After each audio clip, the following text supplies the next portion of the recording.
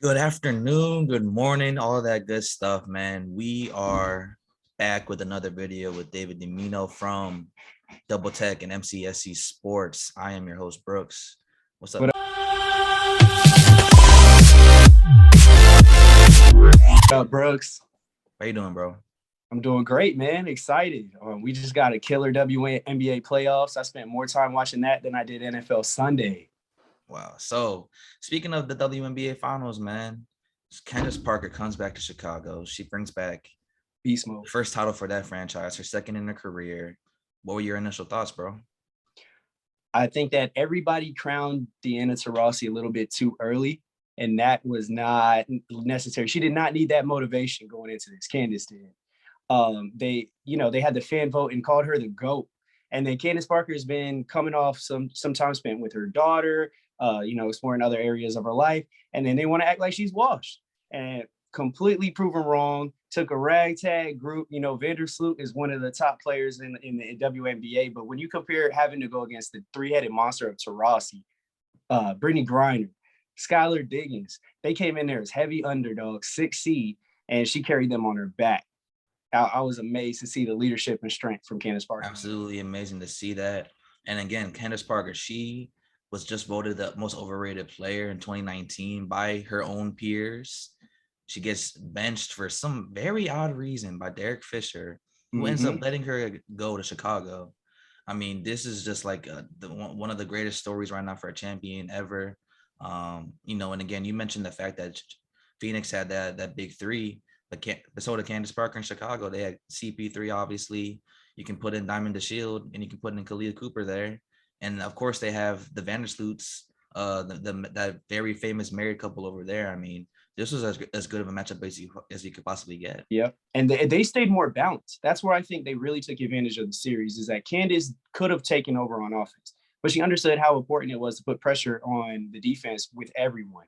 Whereas I felt that there was not any bench production really coming in the entirety of the series for Phoenix. So when Diana Taurasi in game 3 and game 4 was missing her shots, there was no way to supplant that offense. It was like Brittany Griner played the game for life, and it didn't matter.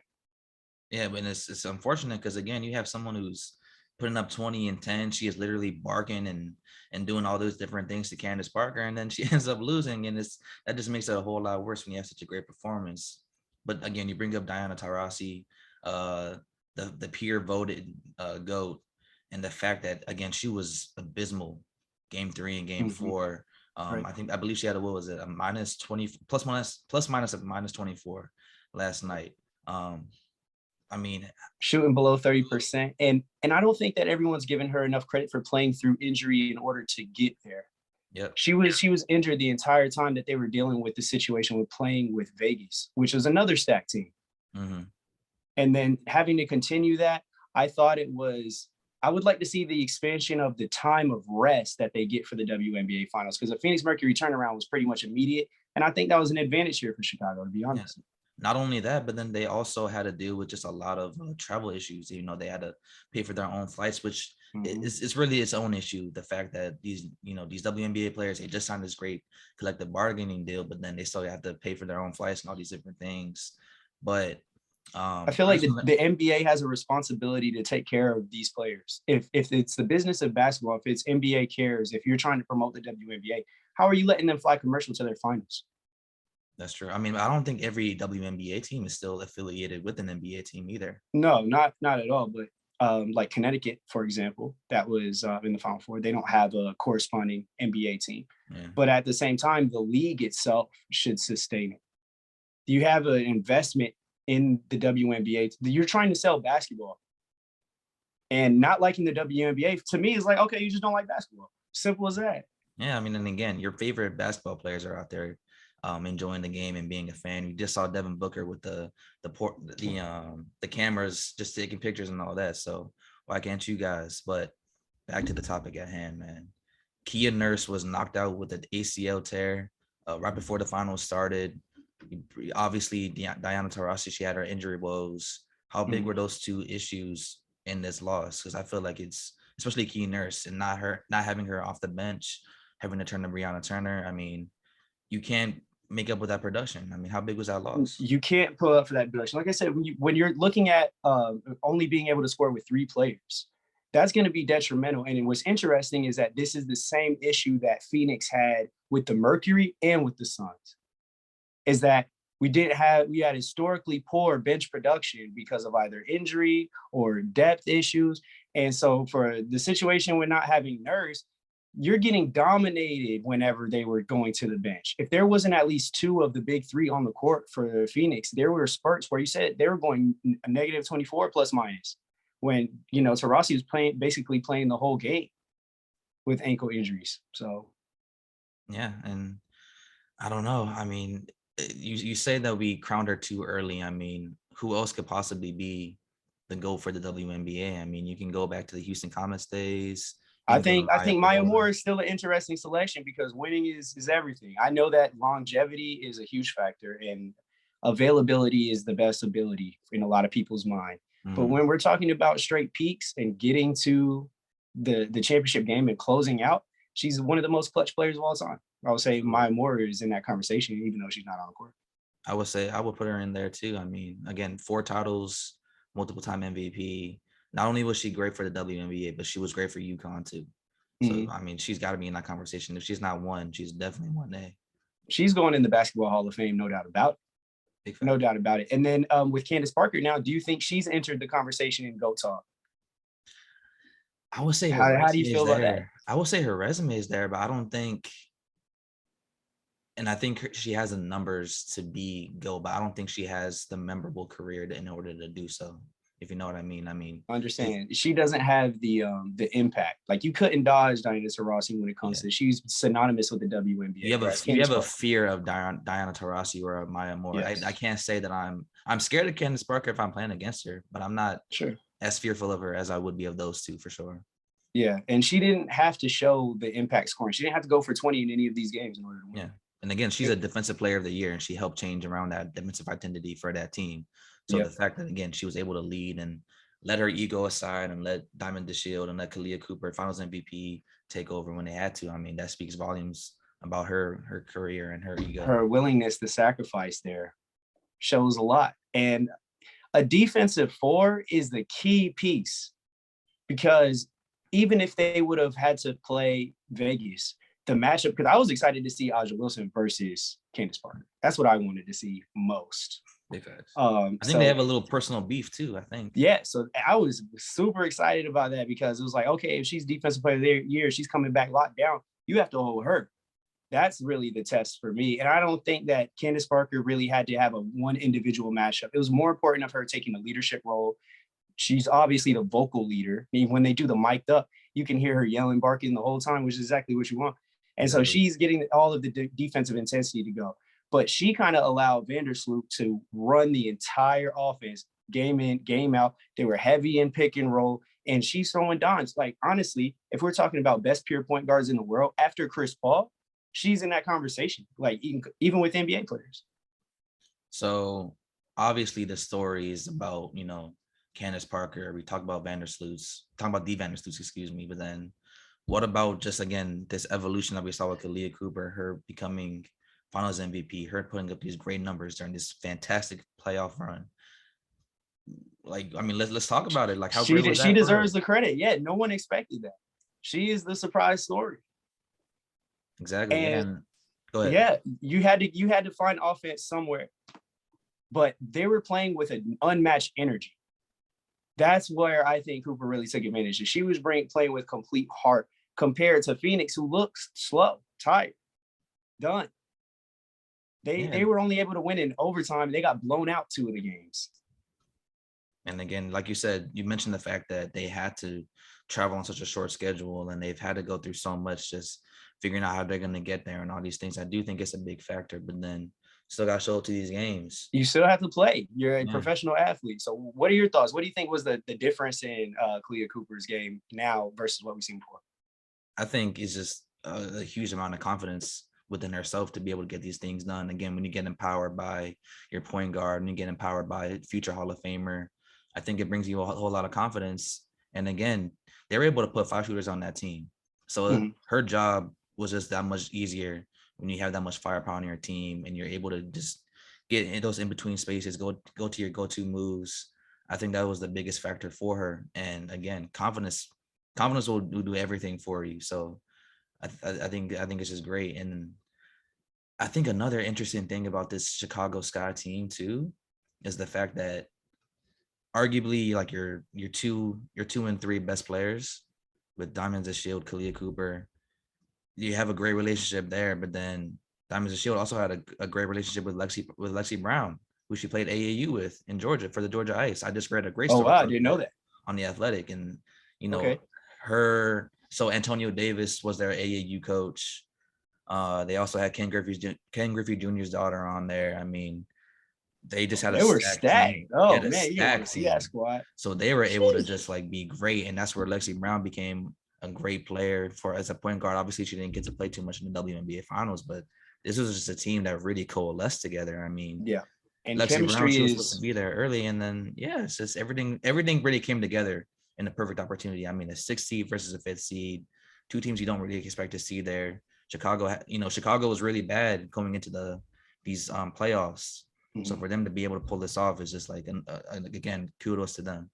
And like we see in the regular season with the NBA, I think that during the regular season, Chicago wasn't able to take advantage of the paint in the three.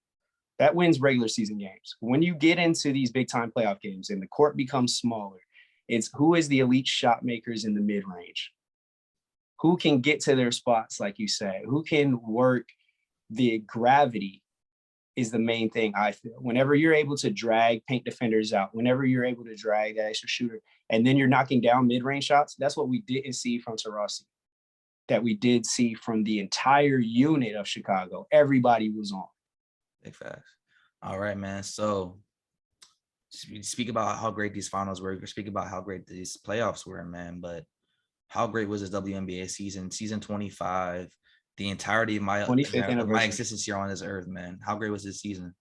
It was incredible. I mean, seeing Jonquel Jones win the MVP, that was a huge deal because we're saying who's the next stars up, who's gonna be coming up, and that was big time. 25, having like the one thing that I look to is the leading scorer in WNBA single game is Liz Cambridge, right? She scored 56 in one game.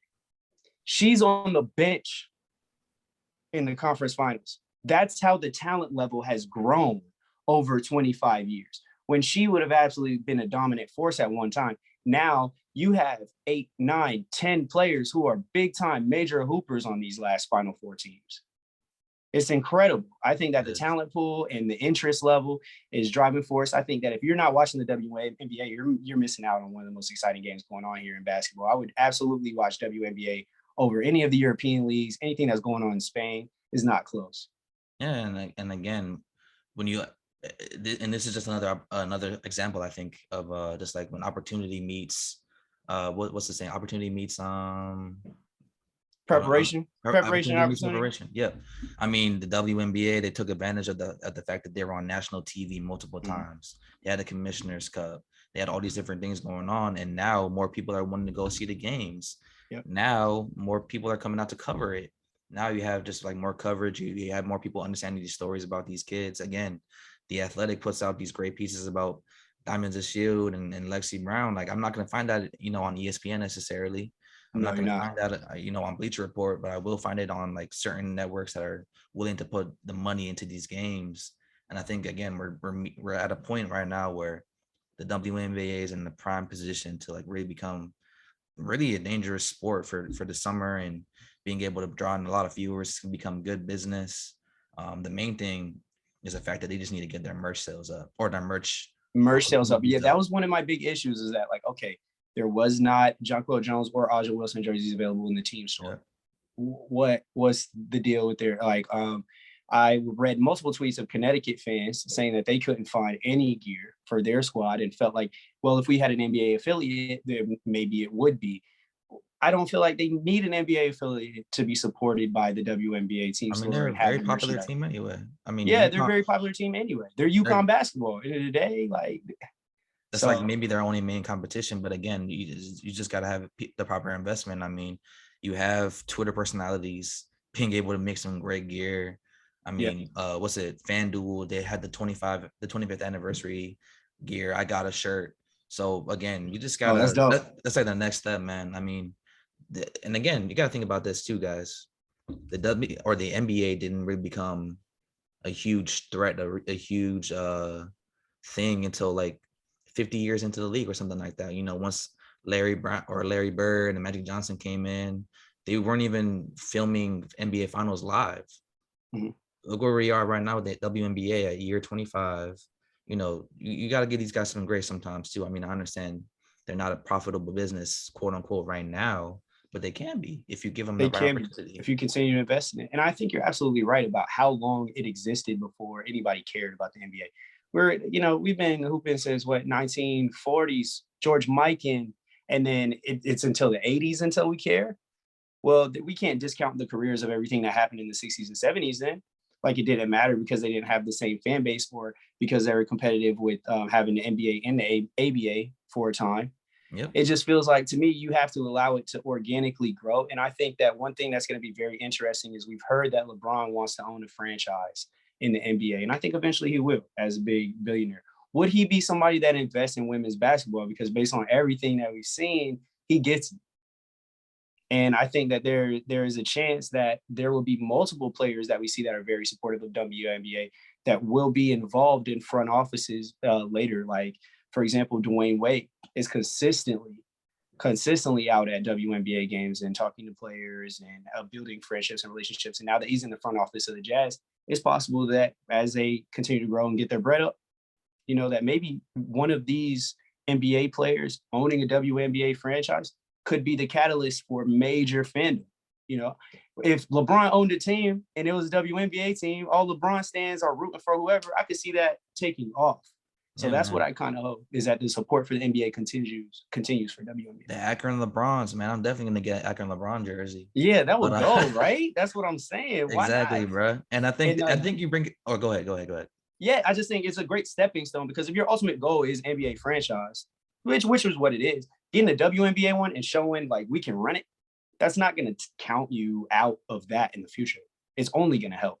Exactly. I think you bring up a great point in the fact that, again, NBA players like the NBA or like the WNBA, like the women's game, they go on support, and we have people like Kobe to thank for that, and Chance Yeah. the Rapper, and all these other WNBA fans are coming out to this game. So I do Mhm. think when you have investment from basketball players to other basketball players, you're gonna have expansion, and you're gonna be able to have you can bring back Miami Soul, you can bring back was it the Cleveland Breakers or something like that, Charlotte Sting. I mean, these other franchises can come back. Maybe we can have the Houston Comets come back. I mean, that'd Yeah, be great that for would the be pretty league too, cool. Yeah. man. I mean, Yeah. that's tradition, that's history right there. They should Yeah, they they won the should have first four, right? run the first four. I mean, that was like an historically great team. I think one of the only teams that's ever won 4 straight championships. They should be somewhere. And it's Absolutely. unfortunate that Yeah, the some of fact these that they don't teams. exist is embarrassing, It's honestly. very embarrassing, and it's Mhm. unfortunate the fact that they had leaderships in multiple franchises that just decided, hey, we can't survive or we can't make a profit. We're just gonna let this thing go. I mean, again, you're not really helping the tradition and the history of this league by getting rid of franchises so quickly. Right. And Kathy Engelhart, she said at the beginning of the year, if we meet our goals of, viewership and attendance and all these different things, expansion is very easy. I think we're at Mhm. that point right now. I mean, the league is nationally relevant. Fans are coming together online in real life, all these different things. We're literally, again, at a prime opportunity right now to have a lot of these goals meet. It's just, again, opportunity meets preparation. I agree. And one other thing that I think is a huge factor in helping the WNBA is that during the quarantine when we're watching NBA in the bubble, um, people realize how much we really needed sports, how blessed we are to have the distraction, to have the entertainment. And now that stadiums are opening back up and the world is opening back up, we're kind of at a point where, all right, now that's like my comfort. People who watch The Office 20 times or watch Friends 17 times in a row. There's people Exactly. who are basketball obsessed now because of quarantine. That's the one thing that made myself feel, okay, at least we have some semblance of normal life. And that's Exactly. even led into more. I want to even expand my knowledge at this point, becoming, more interested in the WNBA because you have to recognize that these hoopers are elite. Elite. They're doing things that some NBA players cannot do. There's passes and vision that are incredible. They're in the top 1% of the world. Exactly. So, Yeah. And again, it's only I think it's only 40 spots anyway, 44 spots in the league right now anyway. So again, you truly are the elite of the elite, being able to get into that league. Anyway, the women's game is more skill based anyway. You have of to course. be all around good fundamental player in order to thrive in that league. NBA, you can be great. You can be a great athlete. You can be a great raw athlete like a Russ or a Derrick Rose, John Morant, and thrive. Yeah. Not necessarily in the WNBA, man. You have to be able to do everything that's correct with this game. Well, I mean, even if you don't even go to the Russ level, like even look at somebody like Derrick Jones Jr. or Aaron Gordon, you know, where it's just like, oh, you just exist for bounce. And like, that's cool. You need that at the same time. Entertaining. But eventually, I think it's going to get to the point where we're going to see electrifying athletes that have bounce in the women's game as well, because it's just going to take the training. It's just going to take the investment and preparation. Right now, in my experience, volleyball and basketball have a lot of crossover in terms of women playing both, right? And during the Olympics, there were some women's volleyball members, and I'm like, if she's in WNBA, yeah, you know, she's going for 15 as a pure athlete. The issue is you have to build the investment. Why would she give up being a superstar in an Olympic team to learn about basketball when she hasn't? But you could easily convince somebody to give up a sport to come live in America if it's NBA. Mm-hmm. You know, like we found Embiid, and oh man, Embiid didn't play basketball until he's in high school. So now we're just going to cultivate his talent, and he suddenly loves it. He quit soccer, or Giannis quitting soccer so that he can go after money in basketball. I think it's going to get to the point where they're going to be searching for raw athletes as well. Definitely. I mean, and you can go online and go to Highlight Her. You can go to W Slam, wherever it may be, on Instagram, Twitter, and you'll see some of these ladies dunking. It's becoming more of a normal. It's becoming more of a normal thing. Yeah, I'm not shocked if I see somebody dunk anymore.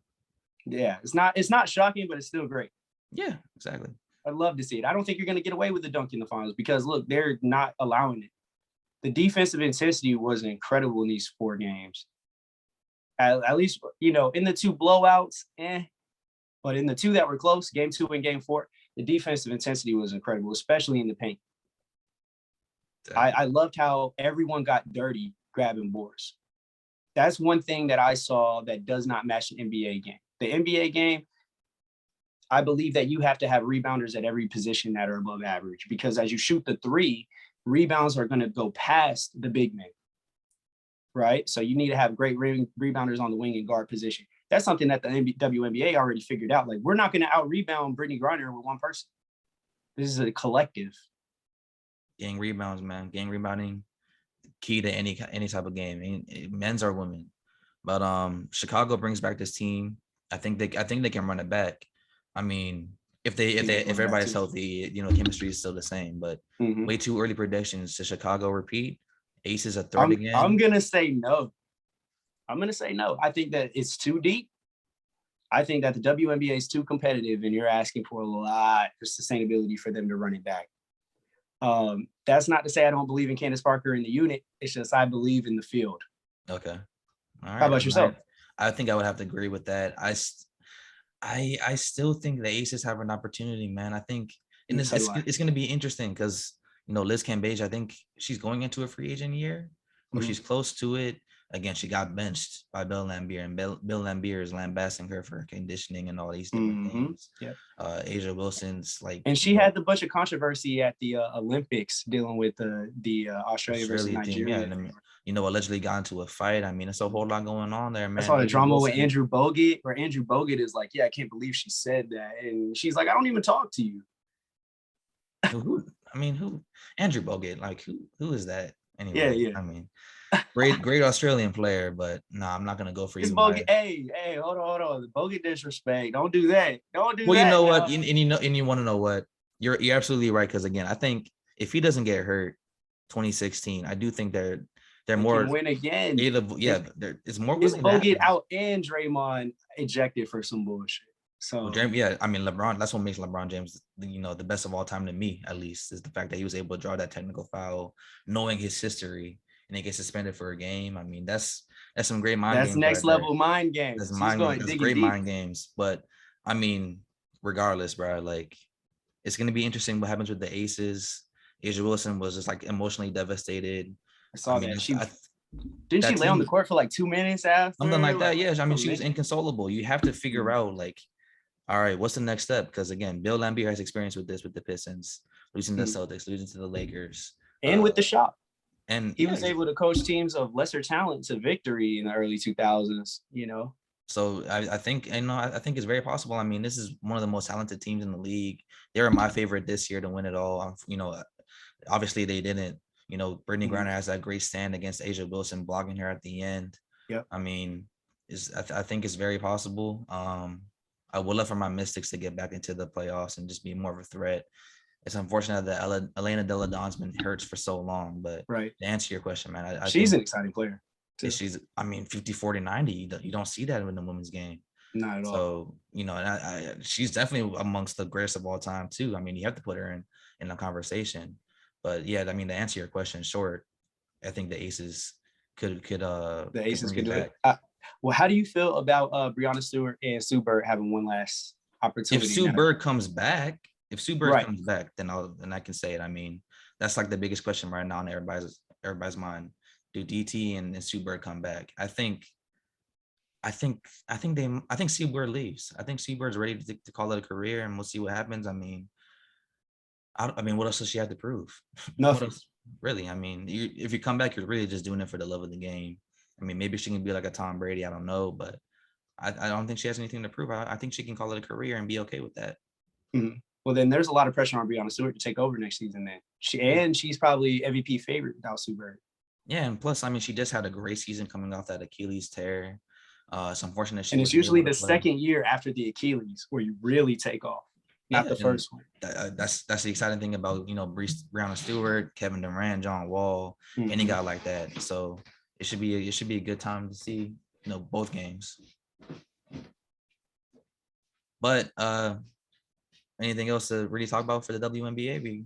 No, just excited for next season. I love this. I'm so glad that we were so invested this season. Candace Parker, amazing. I think you got to put her, if not GOAT, she's in the conversation for one of the best forwards to ever play in the top 10, no question.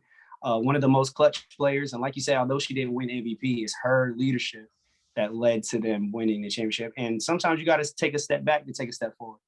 Exactly. All right, So guys. if you guys want to check us out, follow us on Double Tech. My Twitter is at David DeMino.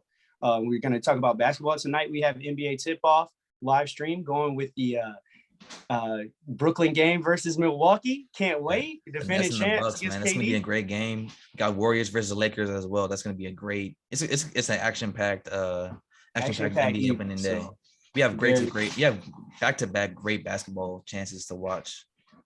I know. So we've been blessed this year. I cannot wait. I'm hoping that we get a full season. I hope let's turn injuries off. Everybody, come on. I don't care if you pray, if you are about the vibes, if whatever it is, whoever you talk to, let's have an injury-free season. I would love to see that, man. I would That's absolutely love to see that, man. We got number Jamal one Murray thing. coming back. We got a bunch of guys coming back, man. So it's gonna be good to see. The Nuggets are dangerous with that coming back, man. We did a show previously this weekend where we asked who's the biggest threat to the Lakers, and a couple of my co-hosts were talking about they feel Denver is the number one threat because of Jokic's performance and the return of Jamal Murray and locking it down. They paid everybody. Exactly. All right, guys. Well, thank you for watching. David, thank you for your company, man. This has been a great episode with you. Gonna be doing some Of more of this course. stuff. HMO, and Double Tech, man. Gonna be having some good opportunities here. Thank you for listening. We are out. Bye. We'll catch y'all later. My guy or gal, thanks for watching this video. Don't forget to like, subscribe, comment, hit the notification bell, and share this video for the latest on sports, progressive politics, and pop culture.